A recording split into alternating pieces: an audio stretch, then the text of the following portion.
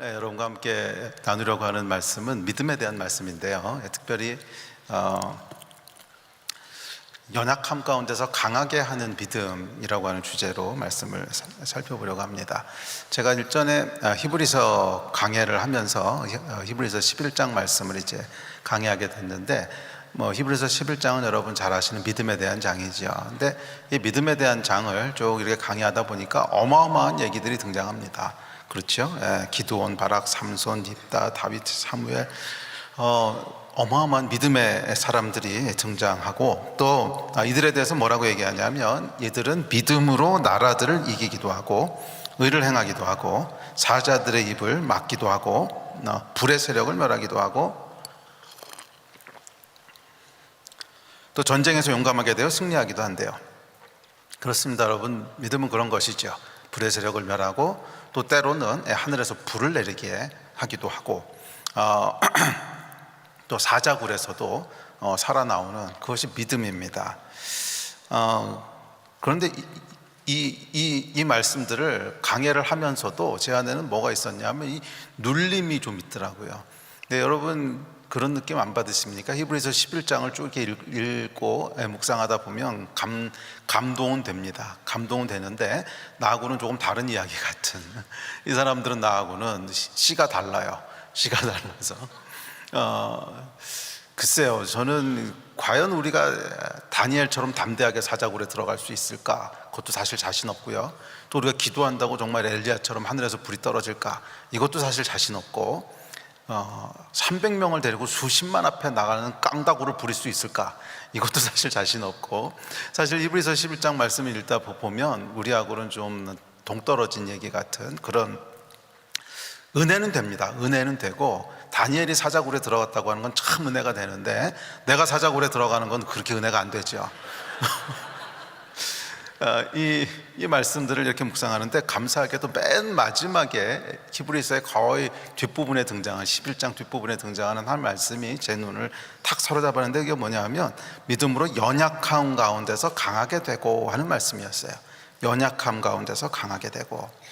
맞습니다, 여러분. 믿음은 불의 세력을 멸하기도 하고 전쟁에서 승리하고 사자굴에 들어가고, 그게 믿음 맞습니다. 그러나 동시에 믿음은 뭐냐 하면 연약한 자를 강하게 해주는 것이 믿음이라는 거예요. 이것이 얼마나 위로가 되는지, 그러면 나도 믿음으로 살 수 있겠구나, 그러면 우리도 믿음으로 살 수 있겠구나 하는 위로와 동시에 또 감사하게 됐습니다. 만약에 사자굴에 들어가고 불의 세력을 멸하는 것만이 믿음이라면 아마 우리는 믿음과는 상관없는 사람일 것입니다.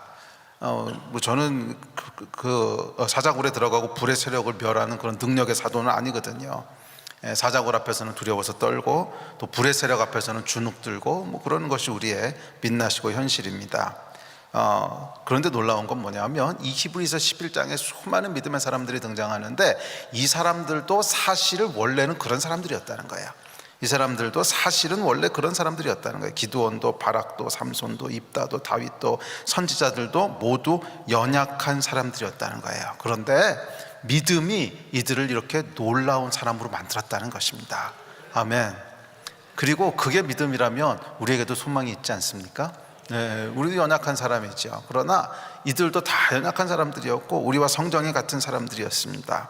그래서 사실은 보면 이 히브리서 11장에 등장하는 사람들도 물론 믿음의 영웅들이긴 하지만 완벽한 사람은 아니었어요. 성경은 이들의 믿음과 더불어 실수도 함께 기록하고 있습니다. 기드온도, 삼손도, 입다도, 심지어 다윗도 모두 흠이 많았던 사람들입니다. 다윗의 흠에 대해서는 우리가 잘 알고 있지 않습니까? 다윗이 우리아를 죽이고 그 아내를 빼앗고 하는 이런 흠이 있는 사람이었죠. 삼손이야 흠이 너무 많아서 열거하기도 힘들 정도로 흠이 많았던 사람이고, 그럼 또 그러신 분이 있을 거예요. 그래도 사무엘은 완벽하지 않았습니까? 근데 사무엘은 자식 문제가 있었습니다. 그렇지 않습니까? 사무엘 상에 보면 이렇게 얘기합니다. 사무엘이 늙음에 그의 아들들을 이스라엘 사사로 삼으니 그의 아들들이 자기 아버지의 행위를 따르지 아니하고 이익을 따라 뇌물을 받고 판결을 굽게 하니라. 그렇죠. 사무엘도 완벽하지 않았어요. 그의 아들들이 문제가 있었습니다. 성경은요 참 냉정합니다. 위대한 믿음의 영웅이라고 해서 봐주지 않아요. 그들의 치부를 가감없이 기록합니다. 네, 그렇습니다. 이들은 모두 연약함이 있던 존재들이었어요. 우리처럼. 혹시 여러분 가운데 아유 나는 너무 부족해서 쓰임받을 수 없어 이렇게 느끼신 적이 있으십니까? 이들이 믿음의 영웅으로 칭송받게 된 것은 완벽하기 때문이 아닙니다. 비록 실수가 많지만 이들이 믿음의 영웅으로 칭송받은 이유는 비록 연약하지만 그래도 하나님을 끝까지 신뢰하는 믿음이 있었는데 이 믿음이 이들을 강하게 했다는 거예요. 아멘. 그러므로 믿음이 오늘날 우리도 강하게 하고 믿음의 사람이 되게 할 줄로 믿습니다.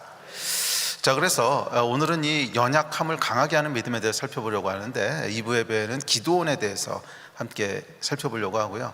3부 예배는 좀 다른 사람을 살펴보려고 합니다. 입다에 대해서 살펴보려고 하는데 둘 다 들으시면 좋겠지만 뭐 하나밖에 못 들으시는 분은 나중에 유튜브로 들으십시오.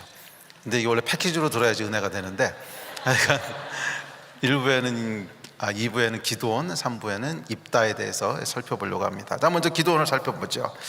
이 기드온의 이야기는 여러분 정체성의 충돌로 시작됩니다. 하나님이 기드온을 뭐라고 부르셨냐면 너 큰 용사여 이러고 부르십니다. Great warrior, 너 큰 용사여. 그런데 기드온은 스스로에 대해서 뭐라고 그러는지 아십니까? 나는 가장 작은 자니다 이러면서 시작을 합니다. 사사기 6장 12절 15절 보면 이렇게 얘기합니다. 우리 한 목소리 읽을까요? 시작.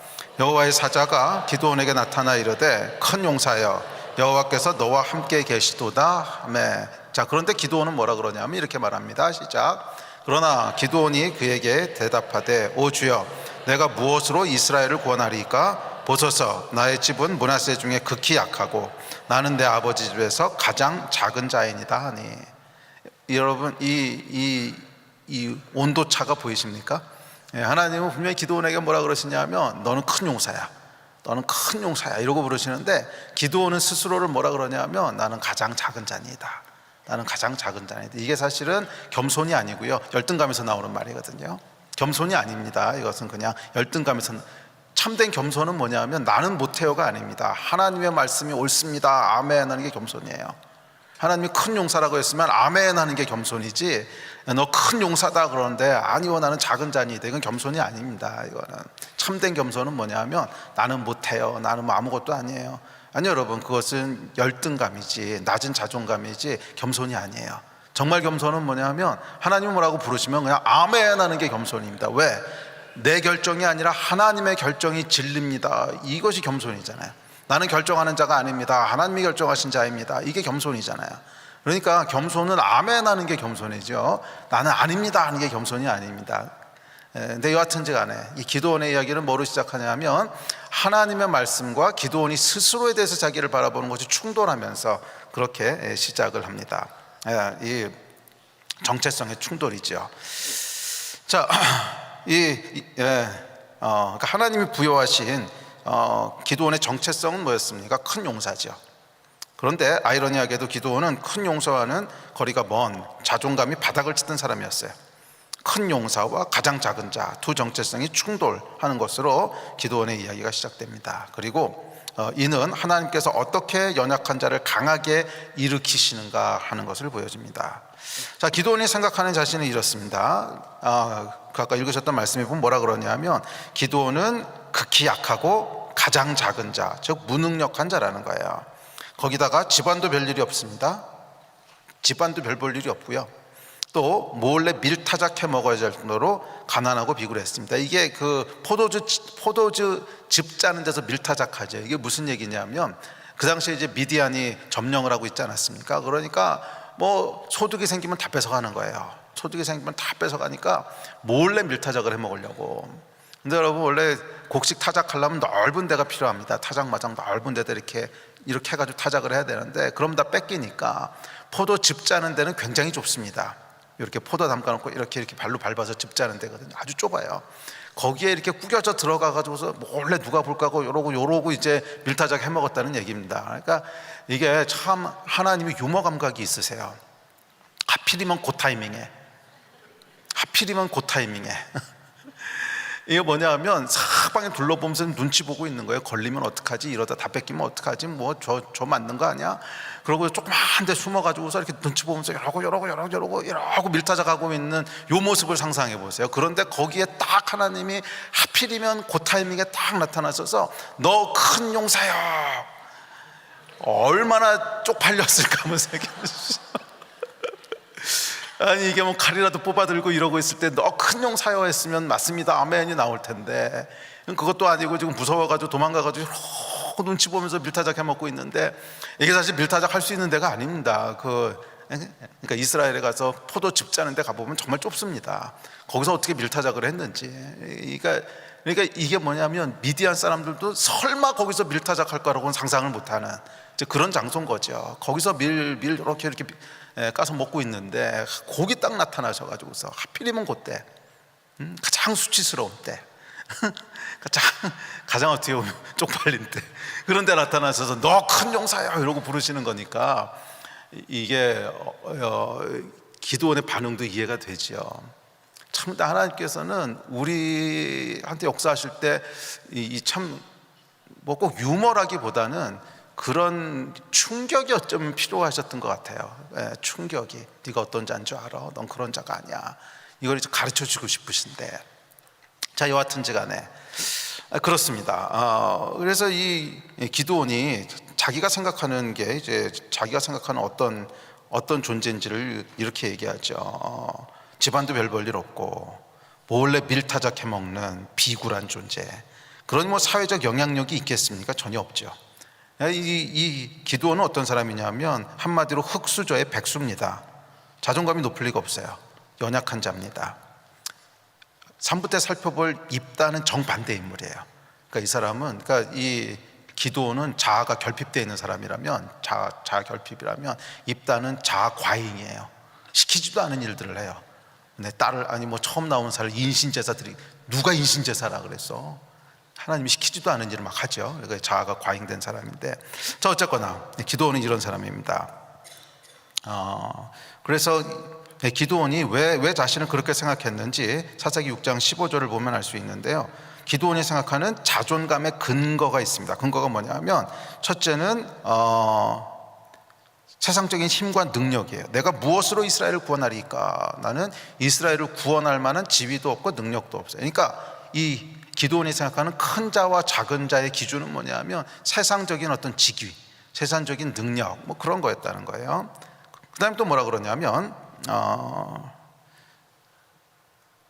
므낫세 중에서도 극히 약하고, 그러니까 이게 두 번째 생각하는 건 뭐냐 가문이에요. 가문.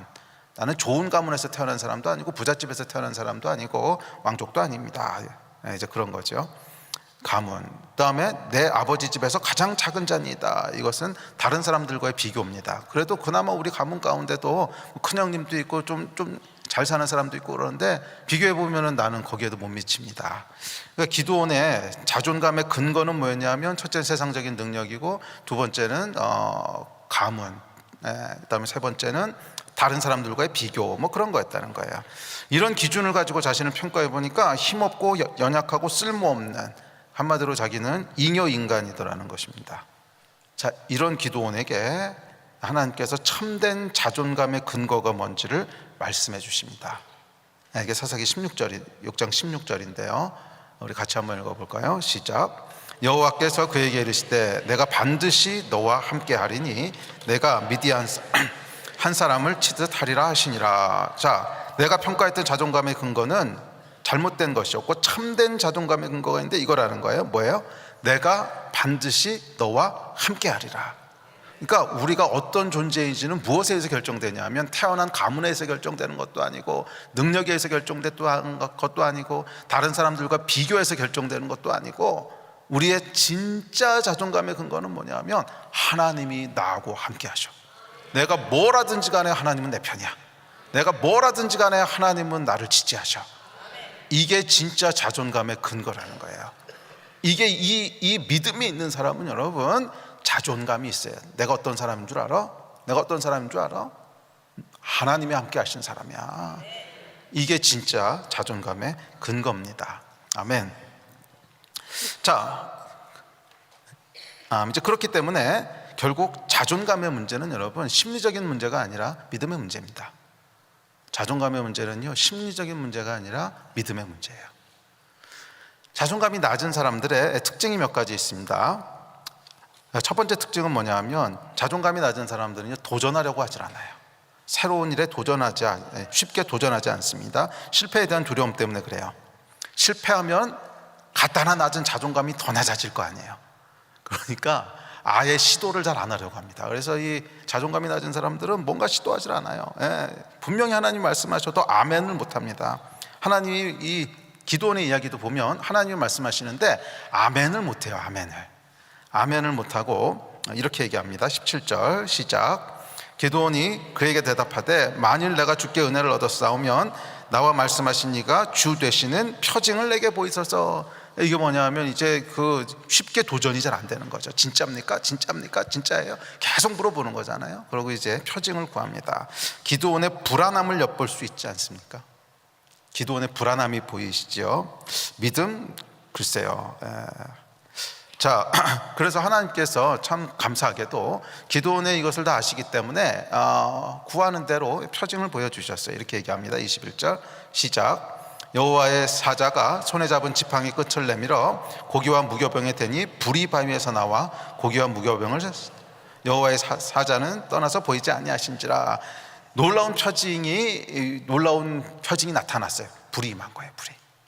불이 임합니다. 자, 그래서 이 표징을 보고요, 결국 기드온이 말씀하신 대로 바알 제단을 헐고 아세라 상을 찍습니다. 그거 하라고 이제 시키셨잖아요. 처음에 306세 이야기 전에 이 얘기가 먼저 나오죠. 너는 가서 바알 상을 찍고 아세라 상을 찍어. 그래서 찍는데 어떻게 찍냐면 성읍 사람들이 무서워서 감히 낮에는 하지 못하고 밤에 몰래 합니다. 다음 절 보시겠어요? 시작. 이에 기드온이 종 10사람을 데리고 여호와께서 그에게 말씀하신 대로 행하되 그의 아버지의 가문과 그 성읍 사람들을 두려워하므로 이 일을 감히 낮에 행하지 못하고 밤에 행하니라. 야, 여러분, 이게 물론 뭐 안 한 것보다는 나요. 안 한 것보다는 나는데 그래도 불이 떨어졌는데, 그렇지 않아요, 여러분? 그래도 불이 떨어졌는데, 불이 떨어지면 사람들아 보아라 여호와께서 이 우상 이러고 나가야지 정상 아닙니까? 불이 떨어졌는데. 근데 이 자존감이 약하면요, 불이 떨어져도 이렇게밖에 안 돼요. 불이 떨어져도 몰래 가는 거예요. 왜? 두려웠다고 이야기합니다. 아버지 집 사람도 두렵고 성읍 사람들도 두렵고, 이 사람들이 두려워서요 그냥 간신히 가서 몰래 누구 보는 사람 없나 이렇게 했다는 거예요. 기드온의 이 소심함이 보이십니까? 이게 영적인 거인하고는 거리가 한참 먼 모습입니다. 그리고 후에 미디안을 치라는 하나님의 말씀 앞에서도 여전히 머뭇거립니다. 그래서 여러분 잘 아시는 양털 있잖아요. 양털 갖다 놓고 물 떨어지게 해주십시오 하고 표징을 구하죠. 자존감이 낮은 사람은 도전하려 하지 않아요. 그리고 그 결과 하나님을 경험하지도 못합니다. 이게 도전을 해야 경험을 하는 거거든요. 믿음의 원리는 단순합니다. 도전을 해야 경험을 하고 거기서 믿음이 생기는 거예요. 아, 진짜 말씀대로 했더니 되네? 그럼 이제 믿음이 생기고, 또 했더니 또 되네? 거기서 믿음이 생기고, 이렇게 믿음이 생기는 건데 도전을 안 하니까 이제 믿음이 생길 수가 없죠. 그러면 이제 어떻게 되냐 하면 우리의 신앙생활이 점점점 추상적인 게 돼갑니다. 경험하는 게 없으니까. 믿음은, 우리 신앙은 여러분 반드시 경험이 필요합니다. 반드시.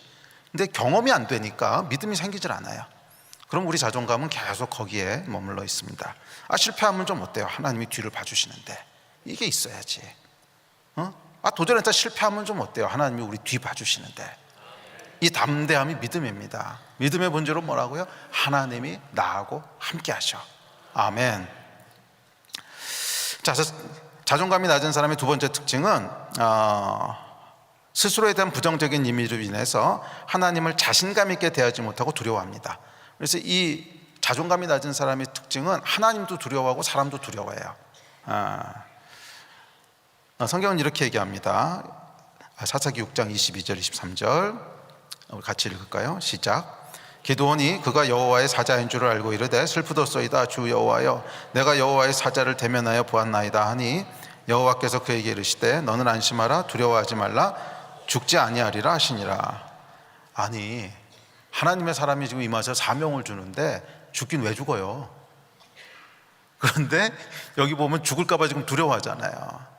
이게 이제 이 기도원 안에 있는 불안함을 보여주는 거죠.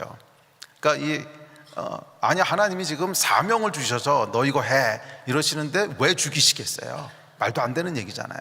그런데도 불구하고 기드온은 죽을까 봐 두려워하는 거예요. 슬프도소이다 내가 주의 사자를 배웠나이다. 그 얘기는 뭐냐면 죽게 됐습니다 이런 뜻이죠. 그랬더니 그 주의 사자가 안심하라, 안 죽어. 네가 죽긴 왜 죽어?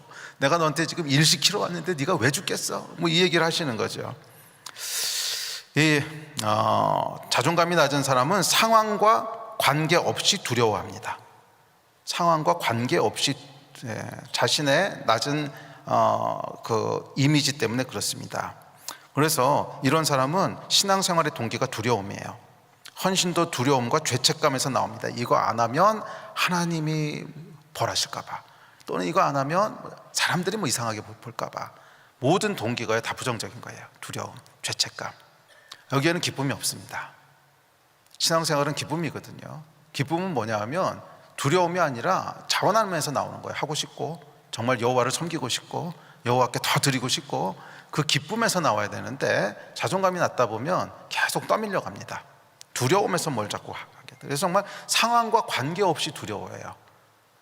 정말 자존감이 낮은 성도분들은 저도 이제 목회하다 보면 어떨 때는 정말 이렇게 당황스러울 때가 있어요. 아니, 이 정도를 두려워해야 할 필요가 있나? 그러니까 예를 들어서 교회 주차 봉사를 좀 하라고 도전을 하면 게을러서 안 하거나 무슨 사정이 있어 그런 건 모르겠는데 두려워서 안 해요. 뭐가 그렇게 두려워요? 그랬더니 나 같은 사람이 했다 교회에 누를 끼칠까 봐. 뭐 주차 봉사하는데 무슨 누를 끼쳐요? 누를 끼치기. 심지어 어떤 사람은 물 한 잔 갖다 달라 그래도 막 고민하는 사람이 있어요. 이게 자존감이 낮다 보면 정말 상황과 관계없이 두려워해요. 상황과 관계없이 두려워합니다. 자, 이것이 이제 그래서 그런 사람들은 기쁨이 아니라 염려와 두려움이 가득합니다. 자, 자존감이 낮으면 하나님뿐 아니라 사람도 두려워합니다. 27절에 보면 이렇게 얘기합니다. 시작. 이에 기드온이 종 10사람을 데리고 여호와께서 그에게 말씀하신 대로 행하되 그의 아버지의 가문과 그 성읍 사람들을 두려워함으로 이 일을 감히 낮에 행하지 못하고 밤에 행하니라. 잘못된 자존감을 가진 사람은 다른 사람들의 인정을 통해서 자기의 자존감을 채우려 하기 때문에 그래서 사람이 두려운 거예요.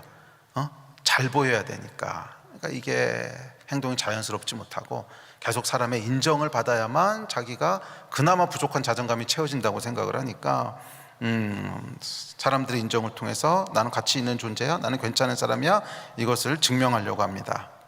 자, 그러니 사람들의 기대를 만족시키려고 하고 눈치를 보게 되죠. 이런 마음에는 평강이 없습니다. 늘 불안합니다. 하나님의 기대든 사람의 기대든 기대를 만족시키지 못하면 나는 가치 없는 존재가 될 것이라는 불안감이 늘 안에 있어요. 기드온이 몇 번씩이나 하나님께 확증을 구한 것도 이 불안함에서부터 나온 거죠. 자, 세 번째, 자존감이 낮은 사람은 사명이 아니라 생존을 위해서 삽니다. 자존감이 낮은 사람은 사명이 아니라 생존을 위해서 살아요. 포도즙 틀에서 밀타자 같던 기드온의 모습은 전형적인 생존형 인간의 모습이죠. 거기서 밀타작하는 것을 통해서 무슨 사명을 이룰 것이며 무슨 하나님의 영광이 나타나겠습니까? 그런데 왜 그거 했어요? 먹고 살려고. 그러니까 이 자존감이 낮으면 모든 문제가 어디 가서 걸리냐면 먹고 사는 문제에 걸려요. 생존에 걸려요. 근데 이 자존감이 높아진 사람은, 믿음으로 채워진 사람은 더 이상 그 생존을 위해서 사는 것이 아니라 부르심의 사명을 위해서 살고 꿈을 위해서 살고 그렇게 사는데, 자존감이 낮은 사람은요 그걸 못해요. 그리고 그냥 생존을 위해서 삽니다.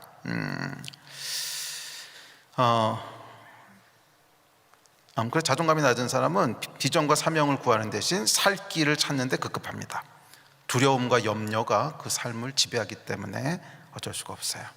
자, 네 번째, 자존감이 낮은 사람은 항상 남 탓, 환경 탓을 합니다. 다음 절 볼까요?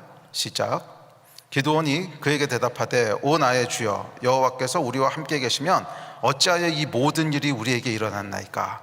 또 우리 조상들이 일찍이 우리에게 이르기를 여호와께서 우리를 애굽에서 올라오게 하신 것이 아니냐 한 그 모든 이적이 어디 있나이까? 이제 여호와께서 우리를 버리사 미디안의 손에 우리를 넘겨주셨나이다 하니. 그러니까 지금 상황이 힘든데 이게 지금 누구 탓이라는 거예요? 하나님 탓이라는 거잖아요. 자존감이 낮은 사람은 항상 남 탓, 환경 탓, 그리고 나아가서 하나님 탓을 합니다. 스스로 책임질 만한 자신감이 없어요. 그렇죠. 잘못을 인정하면 그것이 자기가 얼마나 쓸모없는 사람이라고 하는 것을 보여주는 게 되잖아요. 그러니까 이게 안 되는 거예요. 자기를 더욱 깎아내리는 것이기 때문에 인정할 수가 없어요. 그래서 늘 손가락이 밖으로 향합니다. 그건 내 잘못이 아니야. 그건 네 잘못이지. 그건 나랑 상관없는 일이야. 그건 내 책임이 아니야. 그래서 낮은 자존감을 가진 사람은 기댈 핑계라도 있어야 생존할 수 있기 때문에 끊임없이 탓을 해요. 저 사람 탓이야, 환경 탓이야, 재수가 없었어. 그리고 마지막엔 뭐예요? 하나님이 어떻게 그러실 수가 있어. 이게 이제 자존감이 낮은 사람의 특징입니다. 그래서 이 자존감이 낮은 사람들의 공통적인 특징이 뭐냐면 말이 굉장히 부정적이에요. 비판적이고 부정적이에요. 저 사람은 이게 문제고, 이 사람은 이게 문제고, 이 나라는 이게 문제고, 민주당은 이게 문제고, 공화당은 저게 문제고. 그럼 당 하나 만드셔. 뭐 그런 거예요. 이게 그래서 계속 이렇게 부정적인 태도도 부정적이고 사람에 대해서도 부정적이고, 된다는 말보다는 안 된다는 말이 더 많고, 이건 이래서 안 되고 저건 저래서 못하고 이건 이래서 안 될 거고. 이게 이제 자존감이 낮은 사람들의 특징인데 실패에 대한 두려움이에요. 그래서 또 실패하게 되면 갖다나 지금 바닥을 치고 있는 자존감이 더 깎일 거 아니에요. 그러니까 그걸 막기 위해서 계속 다른 사람에게 핑계를 돌립니다.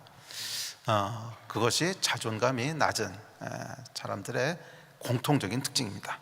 자, 그런데 놀라운 것은 이제 긍정적인 얘기를 좀 해야죠. 이런 연약함에도 불구하고 기드온은 결국 위대한 하나님의 사람이 됐다는 거예요. 할렐루야. 이게 우리의 소망 아닙니까? 그렇다면 저와 여러분도 뭐예요?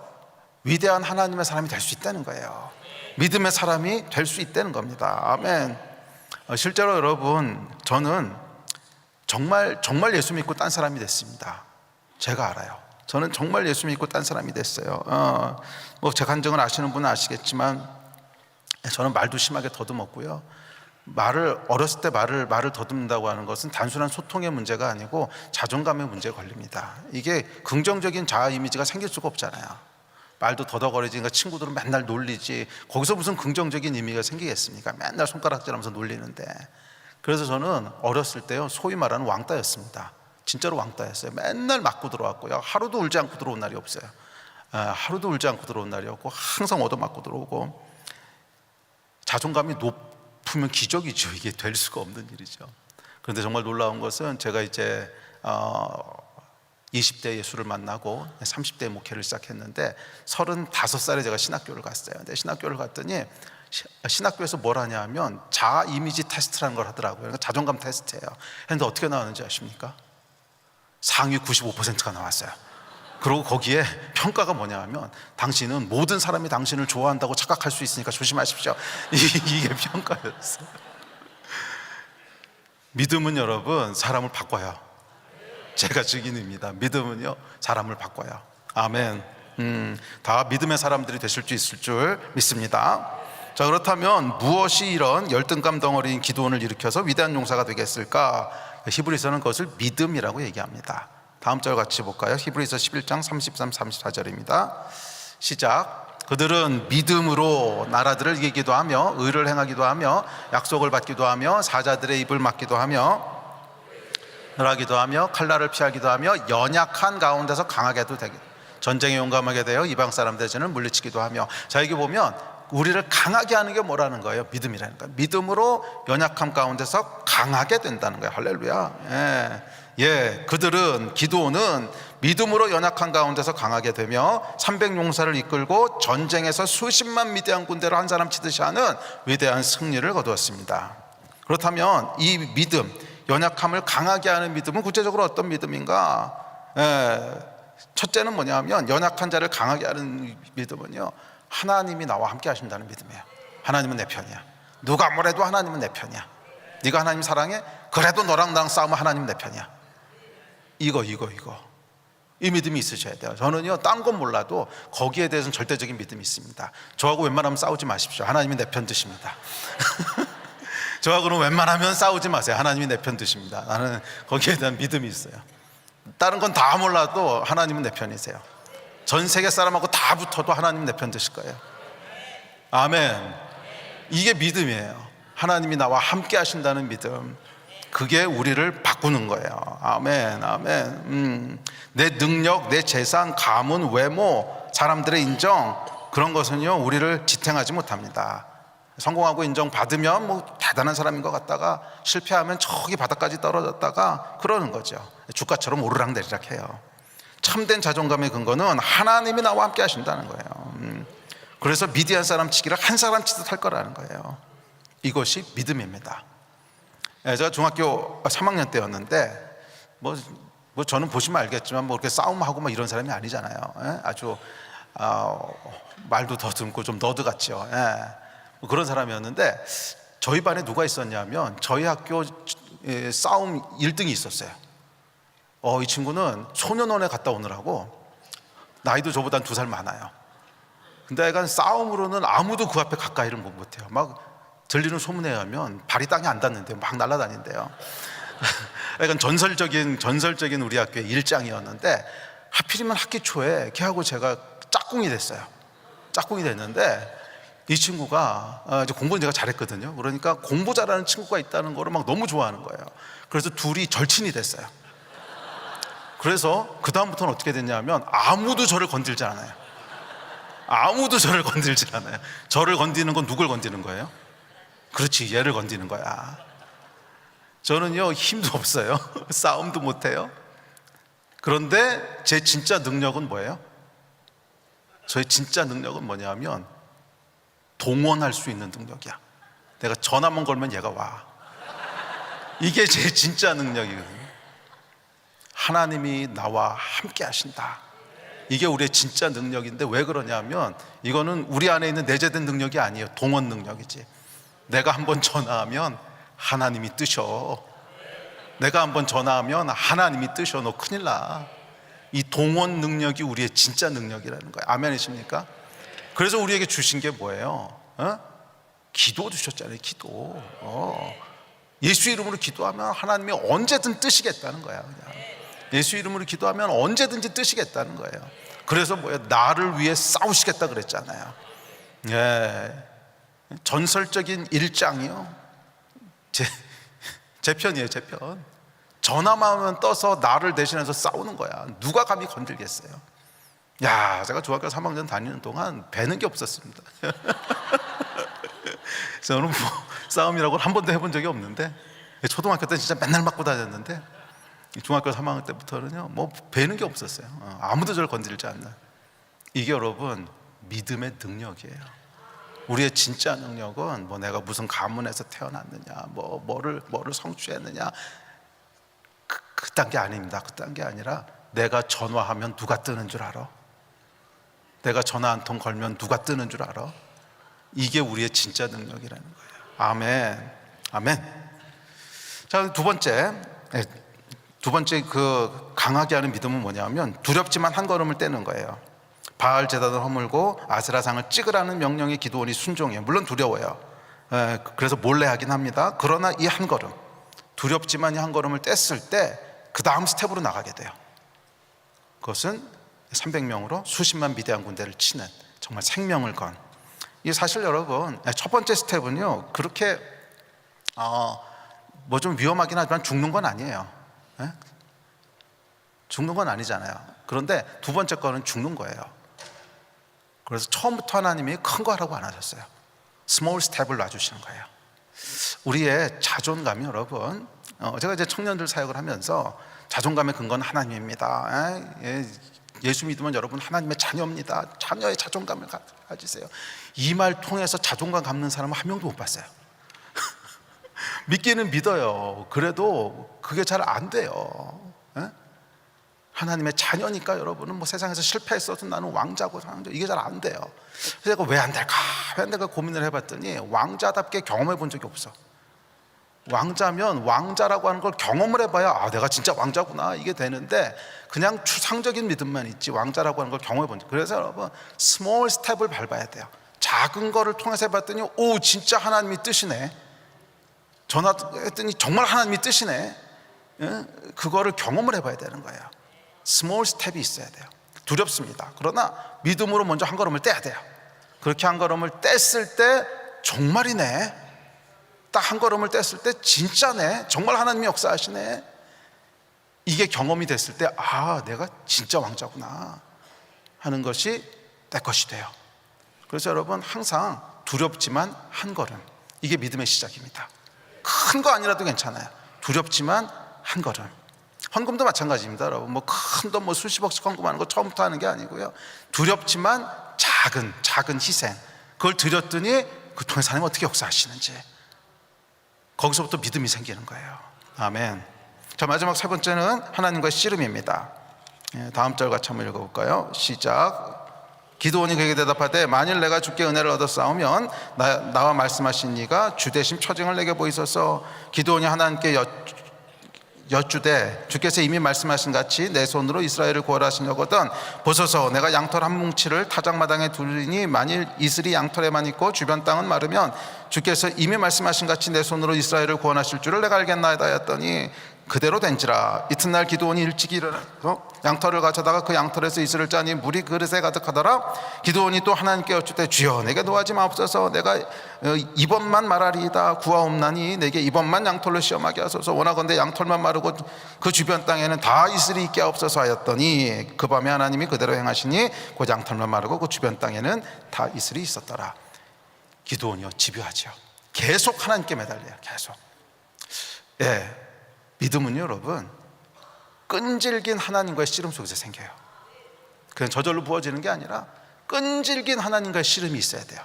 붙잡고 하나님 이루어 주실 때까지 내가 이 자리를 피하지 않습니다. 하나님 말씀 안 하시면 나 한 걸음도 못 갑니다.